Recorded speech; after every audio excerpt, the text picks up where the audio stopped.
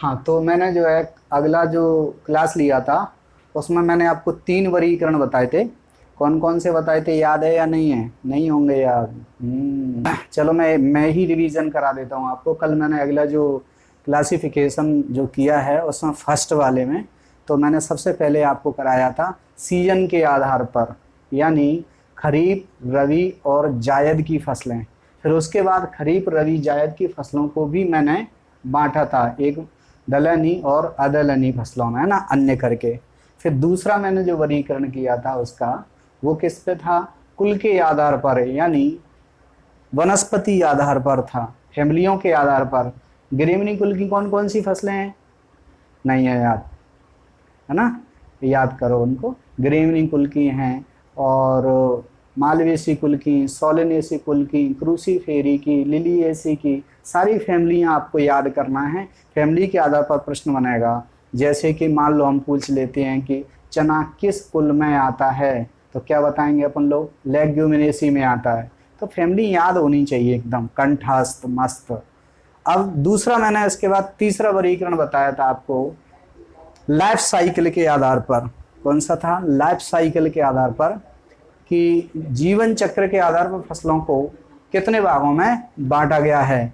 तो नंबर 1 हमने बांटा था कि एक वर्षीय फसलें, द्विवर्षीय फसलें और बहुवर्षीय फसलें, 3 भागों में बांटा था। उसके बाद ये आता है हमारा आज का दूसरा क्लास, है ना, आर्थिक आधार पर फसलों का वर्गीकरण। आर्थिक का मतलब है कि हमारे जीवन में जो फसलें आती हैं तो किस रूप में वो प्रेजेंट होती हैं। तो सबसे पहले हम देखेंगे कि हमारे जीवन में फसलें किस रूप में आती हैं। आर्थिक का मतलब है हमारे जीवन में फसलें क्या महत्व रखती हैं। तो इकोनॉमिकल, है ना, क्लासिफिकेशन ऑफ क्रॉप, अर्थात हिंदी में कह सकते हैं कि आर्थिक आधार पर फसलों का वर्गीकरण। तो नंबर 1 पहला कौन सा दिया हुआ हमारे सामने? अनाज वाली फसलें। कौन सी फसलें? अनाज वाली, यानी सीरियल क्रॉप्स, अर्थात इनसे अनाज मिलता है। जैसे कि गेहूं, जैसे कि गेहूं, है ना, ज्वार, बाजरा, है ना, गेहूं, ज्वार, बाजरा, मक्का, लगभग ग्रेमिनी कुल की सब फैमिली के अंतर आने वाले जो फसलें हैं वो सब इसमें आता है। गेहूं, ज्वार, बाजरा, मक्का, जौ, जई, इनके भी दाने से आटा बनता है, पशुओं को भी खिलाते हैं। और जौ जई का प्रयोग शराब या बियर बनाने में भी प्रयोग किया जाता है। तो कुल मिला के हमारे जीवन में काम आने वाले आधार पर मैं अनाज वाली फसलें बोता हूँ, तो इनसे अनाज यानी आटा प्राप्त होता है, और आटे को हम लोग रोटियां बना करके खाते हैं। तो गेहूं है, ज्वार है, बाजरा है, मक्का है, धान है ना, धान है, ये फसलें हमारे सामने हैं। जौ है, क्या है? जौ है, जई है, ये सभी फसलें हमारे सामने किस रूप में आती हैं? अनाज के रूप में आती हैं। चलो ठीक है, अब आता है दूसरा, दाल वाली फसलें। कौन सी फसलें? दाल, पल्सेस क्रॉप, अर्थात इन फसलों की दाल बनाई जाती है। क्या बनाई जाती है? दाल। जैसे कि चना, क्या है? चना है, मसूर, लेंटिल, है ना, ग्राम, मसूर हो गया। अब हमारे सामने मूंग, उड़द, है ना, मूंग, उड़द, चना, मसूर, मूंग, उड़द और राजमा, है ना। इस तरह के और भी फसलें हैं, बाकी नोट्स में ये सब आपको मिलेगा। क्या होगा? नोट्स में सब मिलेगा। तो कुछ दाल वाली फसलें कौन कौन सी हैं? चना है, मसूर है, और मूंग है, उड़द है, राजमा है। और मूंग को तो सब जानते हैं, संक्रांति पे वो बनते हैं लड़ुआ, लड़ुओं के साथ क्या बनते हैं? मंगोड़े, वो इसी के बनते हैं मंगोड़े, है ना। उड़द है, राजमा है, तो ये है। तो कुल मिला के अभी तक हमारे पास रोटी और दाल की व्यवस्था बनी, अर्थात दाल और रोटी दोनों ये प्राप्त होते हैं। अब दाल रोटी ही जीवन में उपयोगी नहीं है, इसके अतिरिक्त तो और भी फसलें होती हैं जो हमारे जीवन में और भी उपयोगी है। तो ये हमारे पास थाली की व्यवस्था हुई। अब हमारे पास हम देखेंगे कि तेल वाली फसलें आती हैं। तेल वाली फसलों का अर्थ तो हमें जानते ही हैं, इससे तेल प्राप्त होगा और सभी खाना किस में पकता है, तेल में। तो इसका जीवन में हमारे में तेल का भी प्रयोग होता है। तो सरसों का तेल है, सोयाबीन का तेल है, मूंगफली का तेल है, सूरजमुखी का तेल है, शीशम का तेल है ना, अलसी का तेल है, इसमें अलसी भी आएगी, जैसे कि अलसी है ना, अलसी का तेल है। हालांकि खाने में इसको कम प्रयोग करते हैं पर तेल निकलता है इनसे, है ना। और अरंडी वगैरह और भी है जो नोट्स में दिए हैं, आप देख लेंगे थोड़ा सा इधर, है ना, कंजेक्टेड हो रहा था। अब आती है हमारे सामने कि चलो तेल भी प्राप्त हो गया, दालें भी प्राप्त हो गई, गेहूं भी प्राप्त हो गया, तो कुछ और भी कुछ कसर पड़ रही होगी कि नहीं, कुछ और कम पड़ रहा है। तो देखते हैं कि हम लोग सवेरे चाय बनाते हैं तो फिर सबसे पहले क्या चाहिए, घर में शक्कर चाहिए कि नहीं चाहिए, तो चीनी। तो हम देखते हैं कि चीनी प्राप्त होने वाली फसलें हैं, कौन सी, चीनी प्राप्त होने वाली। अब ये मत समझ लेना कि वो वाली दूसरी वाली चाइना वाली चीनी, चीनी नहीं, ये वही गन्ना वाली चीनी, शुगर। तो शुगर वाली क्रॉप कौन सी है, शुगर वाली क्रॉप कौन सी है, गन्ना है, चुकंदर है, शुगर कैन भी है नहीं, शुगर भी जैसे ये। तो इनसे हमें क्या प्राप्त होता है, क्या होता है, शुगर यानी शक्कर की प्राप्ति होती है। तो चलो हमारे लिए जीवन में चीज़ें बढ़ती जा रही हैं, पहले रोटी की प्राप्ति हुई, फिर दाल की प्राप्ति हुई, फिर तेल की प्राप्ति हुई, अब शक्कर की भी प्राप्ति हो गई। तो जीवन सफल होने की ओर जा रहा है हमारा। अब आता है रेशे वाली, यानी हम ये तो है, ये सब व्यवस्था तो हो गई हमारे पास, ये सब पेट में जाने वाली चीज़ें हो गई, लेकिन कपड़ा किस चीज़ से पहनेंगे, तो कपड़े बनाने वाली भी फसलें आ गई हमारे सामने। कौन सी हैं वो जरा देखते हैं, रेशे वाली, यानी इनसे फाइबर प्राप्त होगा, जैसे जूट है, कपास है। मेरी ये कॉटन की यदि ये टी शर्ट है तो कॉटन माने कपास, तो कपास से प्राप्त हुई है। तो हमारे पास जूट है, कपास है, अलसी है, इससे क्या बनता है, इसके जो तने होते हैं उनको पानी में गला करके रेशा प्राप्त होता है। और सन हेम्प होता है, क्या होता है, सन हेम्प, जैसे गाँव में क्या बोलते हैं इसको, फ्लैक्स भी कहते हैं, सन हेम्प, सन बोलते हैं गांव में। तो इस प्रकार से सन की इसकी जूट की रस्सियां बनती हैं, इनसे खाट बनती है ना, क्या बनती है, रस्सियां भी बनती हैं जिसकी खाट भी बनाई जा सकती है। अलसी के तो बहुत सारी चीज, अलसी के तने से बहुत सारी कैनवास, दरी आदि भी बनाई जाती हैं। सन वगैरह की रस्सियां बनाई जाती हैं जिससे कि खेती बाड़ी में प्रयोग होती हैं, है ना।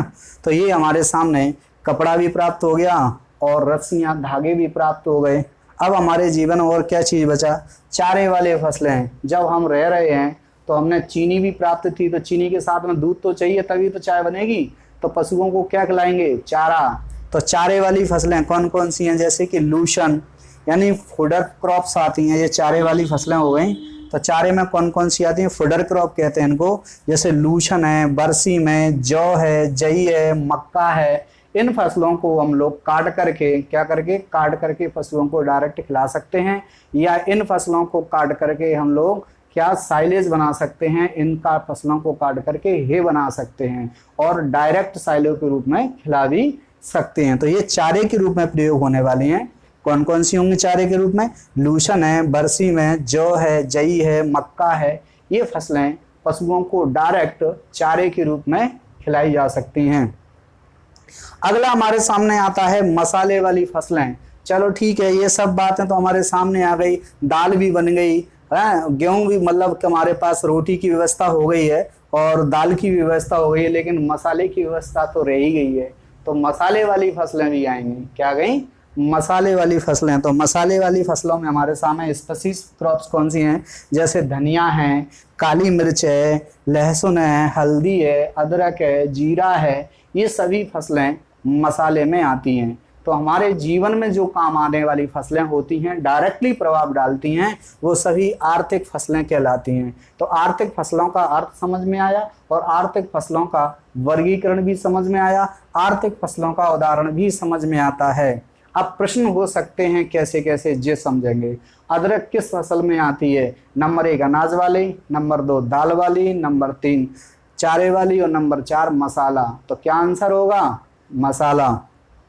अब आता है कि गन्ना किस फसल के अंतर्गत आता है, तो गन्ना किस में आएगा, हम बताएंगे। आंसर क्या होगा हमारे पास, कौन सा होगा, चीनी मिल के रूप में आता है। ये उद्योग के रूप में भी काम आता है, इससे चीनी बनती है, ठीक है। अब आते हैं इसके बाद, और उद्योग के रूप में हम बोल सकते हैं, किस रूप में, उद्योग के रूप में।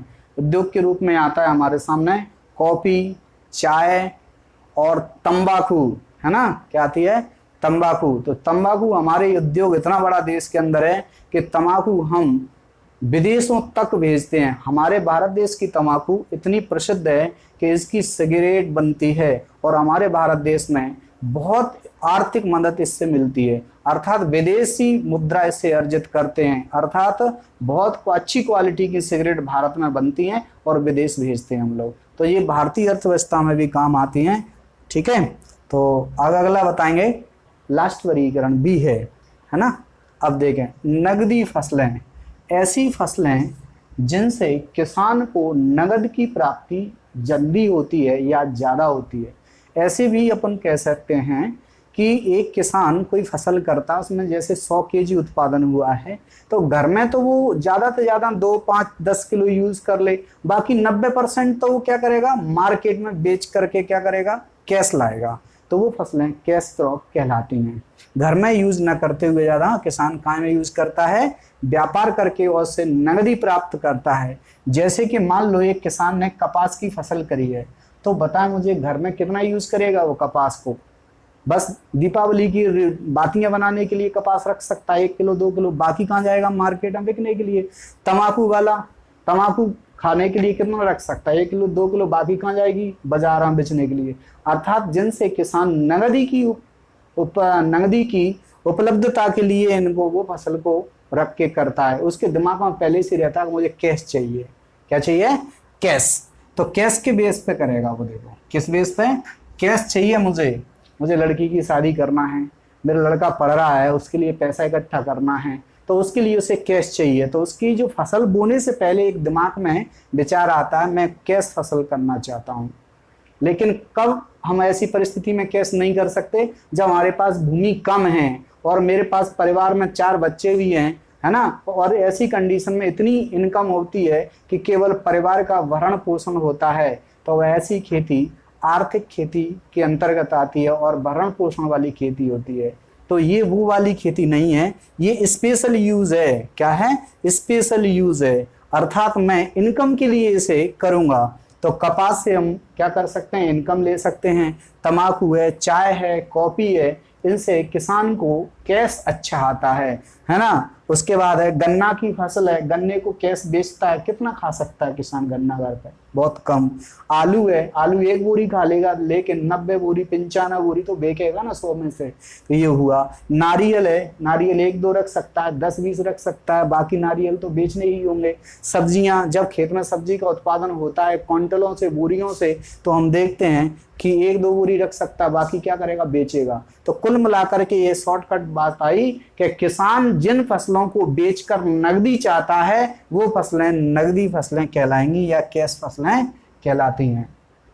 कभी कभी क्या होता है, नगदी या कैश के साथ साथ में कहीं कैच क्रॉप ना आ जाए, इसलिए मैंने तुरंत उसको उसी के बाद लिखा हुआ है। दूसरा क्या लिखा है, कैच क्रॉप। कैच क्रॉप का अर्थ होता है कि जो समय में हम खाली खेत है उस समय हम फसल कर लेते हैं। उदाहरण के लिए हमने एक मक्का की है और मक्का को मैंने मार्केट में भुट्टे तोड़ करके बेच दिए, तो पकाया नहीं है फसल को, केवल क्या किया है, भुट्टे तोड़ करके मार्केट में सेक करके खिला दिए कॉर्न के रूप में, है ना। और दूसरी बात, अब हम उस फसल को काट करके और उसको अलग कर देंगे। हमने अगस्त में ये फसल खत्म हो गई मक्का की, तो अगस्त में हम कौन कौन सी फसलें बो सकते हैं, मटर बो सकते हैं, मूंग उड़द बो सकते हैं, तोरिया, आलू। इन फसलों को बो करके हम लगभग 2 महीने के अंदर में, 2 माह के अंदर में हम इनका उत्पादन, 2 से 3 माह के अंदर में उत्पादन ले लेंगे और नवंबर में हम रबी की फसल बो देंगे। तो बीच का जो समय है वो कैच हुआ, इसलिए इसका नाम कैच है। तो ये ध्यान रहे, इन दोनों में फर्क है, एक कैच क्रॉप है तो एक कैश क्रॉप है। इसीलिए दोनों को मैंने अंतर पास में लिखा हुआ है, कहीं कंफ्यूजन ना हो जाए। कई बार हम देखते हैं एक जगह कहीं कैश लिखी मिल गई, एक जगह कैच मिल गई, तो हम फर्क नहीं कर पाएंगे। बस यही फर्क होता है कि जो कंफ्यूजन वाली चीजें वो नजदीक हों और कंपेयर हो जाए, तुरंत याद होती हैं। ठीक है, तो हम देखते हैं कैच क्रॉप। तो कैच क्रॉप में हमारे पास कम अवधि वाली फसलों को बोते हैं। 2 फसलों के बीच में जो अंतर था मेरे पास कब? अगस्त के बाद सितंबर, अक्टूबर और नवंबर तक, ये 3 महीने में लगभग फसल हमारे पास आ जाती है। ये 2 महीने में फसल पक जाती है। आलू हम तुरंत उसको पकाने की जरूरत नहीं है, 2 महीने में आलू पड़ जाते हैं, मार्केट में बेच देंगे। ठीक है, तोरिया जल्दी आ जाता है। उड़द मूंग को हम लोग जल्दी तोड़ देते हैं, 60 दिन में भी आ सकते हैं। मटर सब्जी के लिए प्रयोग करते हैं, हरी मटर दीपावली पे आ जाती है, आलू भी दीपावली पे आ जाता है। और दीपावली बाद हम लोग क्या करते हैं, गेहूं की बुवाई करते हैं नवंबर में। तब तक ये सभी फसलें कट जाती हैं, इसलिए इनका नाम कैच क्रॉप कहा गया है। ठीक है, अब आता है हमारे सामने दूसरा, आच्छादित फसलें यानी कवर क्रॉप। कवर क्रॉप का मतलब हुआ, कवर माने तो सब जानते हैं, ढकना। कवर माने क्या होता है? ढकना। यानी जब बरसात के दिन हो और पानी तेजी से बरस रहा हो तो डायरेक्ट आकर के सॉइल पर पड़ता है पानी, तो उसकी क्या होता है? सॉइल इरोजन होता है, अर्थात भूमि का कटाव होता है। इसलिए हम लोग ऐसी फसलें बोएं कि जिन फसलों की पत्तियां कुछ चौड़ी हों और पत्तियों की वनस्पति भाग से सॉइल क्या हो जाए? कवर हो जाए। क्या हो जाए? कवर हो जाए। तो जब डायरेक्ट पानी गिरेगा तो किस पे गिरेगा? पत्तियों पर। पत्तियों से पानी धीरे से कहाँ पहुंचेगा? सॉइल पर। इसलिए ये फसलें सॉइल इरोजन यानी मृदा कटाव को रोकेंगी, अर्थात मृदा को क्या कर देंगी? आच्छादित कर देंगी, कवर कर देंगी ऊपर से। यानी बरसात गिरेगी तो फसल पे गिरेगी, डायरेक्ट सॉइल पर नहीं गिरेगी, सॉइल नहीं कटेगी, अर्थात सॉइल इरोजन या मृदा क्षरण नहीं होगा। तो ये विशेष यूज के लिए प्रयोग करते हैं, जहाँ ज्यादा पानी हो और ज्यादा बरसात से क्या हो? सॉइल इरोजन हो तो मृदा क्षरण होता हो वहाँ। जैसे सोयाबीन, इसकी पत्ती बड़ी बड़ी, सोयाबीन जैसी पत्ती मूंग उड़द की होती हैं, ऐसे ही लोबिया की होती हैं। ये फसलों को बोएंगे तो हम लोग मिट्टी कटाव को रोक सकते हैं। ये सॉइल आच्छादित फसलें कहलाती हैं। अगली बार आती है हमारे पास हरी खाद। कौन सी वाली? हरी खाद। हरी खाद के फसलें ग्रीन मैन्योर्स। इन फसलों का प्रयोग हम कब करते हैं? जब हरी खाद लेना हो। तो हरी खाद कब लेते हैं? जब बरसात के दिन होते हैं। तो हम जैसे ढेंचा है और सनई है और मक्का, ज्वार, बाजरा है, इन फसलों को भी हम लोग खेत में बो देते हैं। जब वो यंग स्टेज में आ जाते हैं या फ्लावरिंग स्टेज में आते हैं, तब हम डिस्क हैरो चला करके खेत में ही उसको नष्ट कर देते हैं और ऊपरी सतह में सारे वनस्पति भाग मिल जाता है। अर्थात हम कह सकते हैं कि ये फसलें कैसी हैं? हाँ, ये फसलें कैसी हैं हमारे सामने? ग्रीन मैन्योर के लिए, हरी खाद के रूप में। अर्थात हरी खाद क्या है? जब फसलों को हरी अवस्था में ही खेत में मिला दिया जाए तो हरी खाद कहलाएगा। इसके लिए ज्यादातर होना चाहिए तो दलहनी फसलों का होना बहुत आवश्यक है। जब दलहनी उपलब्ध नहीं है तो अदलहनी का प्रयोग कर सकते हैं। और अपन लोग ग्वालियर, चंबल संभाग और इसमें इस फसल को हम लोग साइया या साइवान के नाम से भी जानते हैं, क्योंकि मुरैना साइड में साइया यानी बरसात के दिनों में खाली छोड़ देते हैं और उसके बाद सरसों की खेती करते हैं। तो इस तरह से भी समझ सकते हैं हम लोग इसको। अब आता है प्रपंच फसलें। ऐसी फसलें जो कीटों को आकर्षित करती हों, अर्थात कैसी हैं? ये ट्रैप क्रॉप।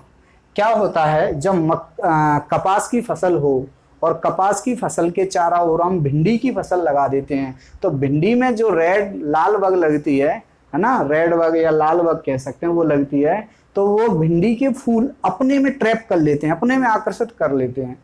तो भिंडी अपने में आकर्षित कर लेगी कीटों को, तो कपास की जो गूलर या जो बॉल है उसमें छेद नहीं होगा, तो रुई खराब नहीं होगी, यानी कॉटन को कीट काटेंगे नहीं। अर्थात कॉटन कैसी प्राप्त होगी? कंप्लीट और स्वस्थ, इसमें किसी भी प्रकार इंसेक्ट का प्रकोप नहीं होगा। तो यहाँ क्या कह रहे हैं कि कपास के चारों ओर भिंडी लगा दी जाए। क्या लगा दी जाए? कपास के खेत के चारों ओर। मान लेते हैं ये हमारे सामने कपास है, क्या है? ये कपास है ना, और ये कपास की फसल खड़ी है, तो हम उसके अराउंड चारों वाले खेत में क्या लगा देंगे? भिंडी की फसल लगा देंगे। तो जो कीट ट्रैप होकर के इधर आ जाएंगे, क्या आ जाएंगे? कीट आ जाएंगे यहाँ पर। क्या आ जाएंगे? कीट ट्रैप होकर के इस फसल पर बैठ जाएंगे ऐसे। ओके, तो इस तरह से फसल पर कीट आ सकते हैं। तो ये इसलिए इनका नाम ट्रैप क्रॉप कहा गया है। प्रपंच है ना, क्या? प्रपंच या ट्रैप क्रॉप कहते हैं। तो कपास के चारों ओर अपन भिंडी के पौधे लगा सकते हैं, तो ऐसी फसल को क्या कहते हैं? ट्रैप क्रॉप कहते हैं। अगला है हमारे सामने सूचक फसलें यानी इंडिकेटर क्रॉप्स। इंडिकेटर तो आप सब जानते ही होंगे, जब हम बाइक चला रहे होते हैं तो हम लोग इंडिकेटर जला देते हैं। जिधर इंडिकेटर जलता है ना, हम उधर की ओर मुड़ जाते हैं, क्योंकि सामने वाले को ये पता लगता है कि ये गाड़ी इधर को इंडिकेट कर रही है कि इधर को मुड़ेगी, तो पीछे वाला रुक जाता है।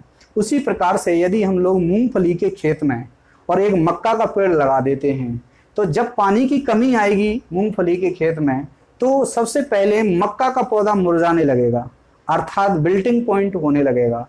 इसका मतलब ये है, जब मक्का यदि इंडिकेट कर रही है कि पानी कम है, तो हमें मूंगफली में पानी दे देना चाहिए। मूंगफली को देखने का इंतजार करेंगे तो मूंगफली में पानी से क्या हो जाएगा, कमी आ जाएगी और उत्पादन में कमी आ जाएगी। तो क्रिटिकल स्टेज को पहचानने के लिए, किसके लिए, क्रिटिकल स्टेज को पहचानने के लिए हम लोग मूंगफली के खेत में क्या लगा दें, एक दो मक्का का पेड़। और मक्का के पेड़ की पत्तियां कैसी होती हैं, लंबी होती हैं, तो क्या करेंगी, बाष्पोत्सर्जन ज्यादा करेंगी, अर्थात वह जल्दी ही इंडिकेट कर देंगी कि मिट्टी के अंदर पानी कम है। क्या है, पानी कम है, तो इंडिकेटर पौधे कहलाएंगे। तो हम लोग मक्का लगा सकते हैं, किस में लगा सकते हैं, हम लोग मूंगफली के खेत में। तो मूंगफली के खेत में सबसे पहले क्या इंडिकेट कर देगी कि भाई पानी की कमी है, और किसान इस मक्का को देखकर ही फसल को पानी देगा, इसलिए यह इंडिकेट का काम करती है, इसलिए इन्हें इंडिकेटर फसल भी कहते हैं। इस प्रकार से मैंने आपको ये बताया, और आज हमारे 5 वर्गीकरण करीबन हो गए हैं। 2-1 वर्गीकरण और भी हैं, जैसे कि कलर के आधार पर भी है ना, जड़ों के आधार पर भी है, और प्रकाश संश्लेषण के आधार पर भी है। तो वो वर्गीकरण इतने इफेक्टिव नहीं हैं। जो इम्पोर्टेंट और इफेक्टिव थे, जो प्रश्न ज़्यादातर पूछे जाते थे, वो मैंने समावेश इसके अंदर कर दिया है। तो पहली क्लास, अगली क्लास के बाद सेकंड क्लास इसको पूरा देखें, और देखने के बाद बेल आइकन जरूर दबा दें, सब्सक्राइब जरूर करें। इतने आलसी न बने कि सर कहेंगे तभी हमारा ऊँटा चलेगा, ठीक है ना, ओके। और मैं इसी तरह से लगातार आपके पास वीडियो भेजता रहूँगा, है ना। और इससे आपको एक बहुत बड़ा फ़ायदा होगा, जब आपको रिवीजन की ज़रूरत है तो आप पुनः इस वीडियो को रिपीट करें, और रिपीट करेंगे तो बार बार याद हो ही जाएगा, है ना। Thank you.